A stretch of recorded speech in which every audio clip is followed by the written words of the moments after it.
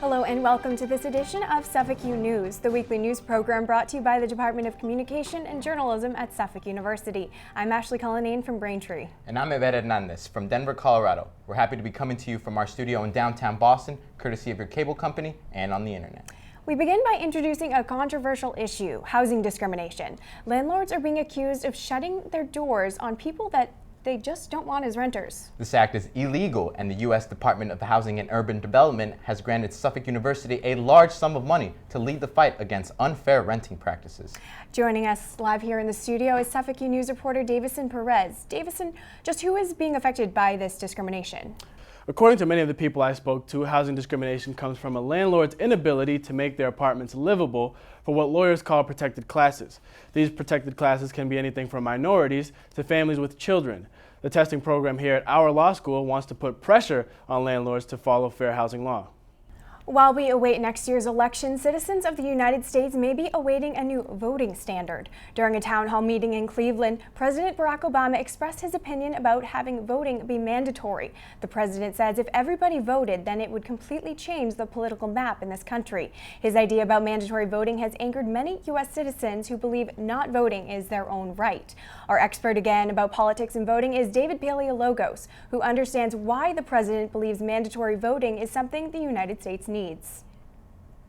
Then when you open up the throttle a little bit and you have more people voting, it benefits the Democratic Party. So it becomes a political issue. It really shouldn't be a political issue, but it becomes that. President Obama has not responded to the outrage by citizens. Meanwhile, it doesn't look like the Senate will support his call for standard voting. Massachusetts may soon be opting out of MCAS standardized testing. To replace the MCAS is the PARCC test, which is an assessment of readiness for college and careers. According to a state education survey, students are performing better on the new PARCC test and have easily adapted to its testing style. More than half of the school districts in Massachusetts have opted to use the PARCC test instead of the MCAS this spring. Public hearings will help determine if the PARCC test will permanently replace MCAS testing. It's a food fight between Boston Public Schools and parents over nutritious food. New guidelines require schools to include low-carb, low-fat foods that include essential nutrients. But these foods come at a price. With recent budget cuts, students won't be eating as many foods with essential nutrients and also won't have as many options in the lunch line. Boston Public Schools hopes by limiting the amount of food offered, students won't be overserved and they will save on food waste.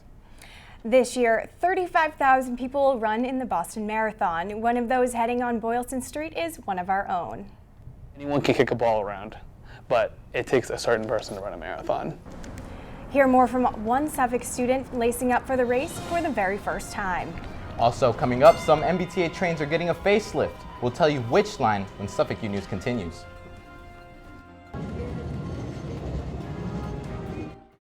For most, April 15th is tax deadline day, but this April 15th here in Boston at least is going to be the first One Fun Boston Day. It's a story that begins our team coverage of the race for which we and the city are very well known. The One Boston Day idea comes from here, Boylston Street, the birthplace of Boston Strong. Boston Mayor Marty Walsh says One Boston Day is about honoring the resiliency, generosity, and strength that the city demonstrated after the 2013 Boston Marathon bombings.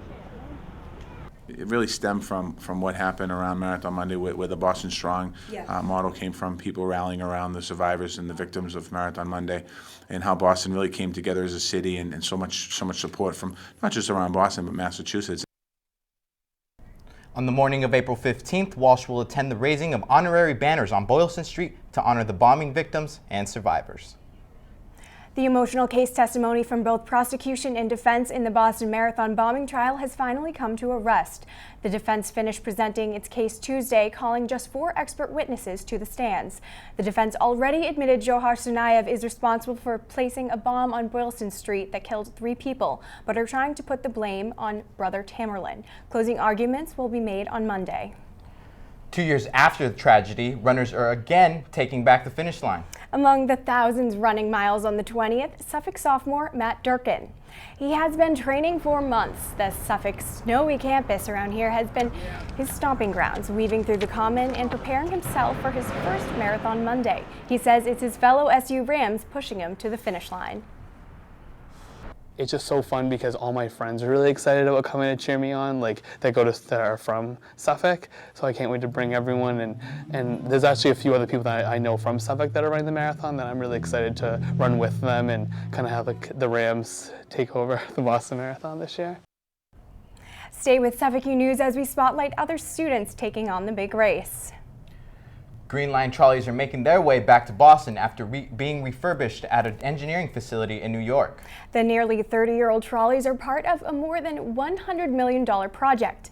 MBTA officials say the first refurbished trolley car is set to return to Boston any day now.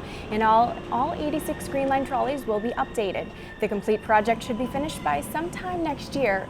And not to snow on your parade, most of the work is mechanical and on the mechanical parts of the train, so don't expect club car amenities or anything. Of course, I take the Red Line every day, and those are the newest train cars, so I don't expect changes anytime soon. Yeah, I take the Green Line, and I would love to see amenities, but hey, that's not my decision. Sun is shining, but some Boston neighborhoods are still left in the cold after a historic winter. So now it's cleanup time. There's a long road to recovery as we head into April. Stay tuned to see how city leaders are springing into action.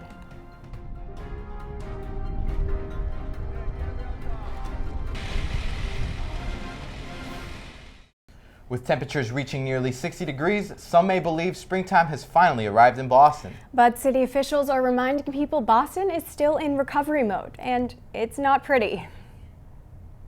We'll clean it, but for God almighty, you clean up after your dogs if you're going to walk them out there. Mayor Marty Walsh saying it's time to scrub the hub.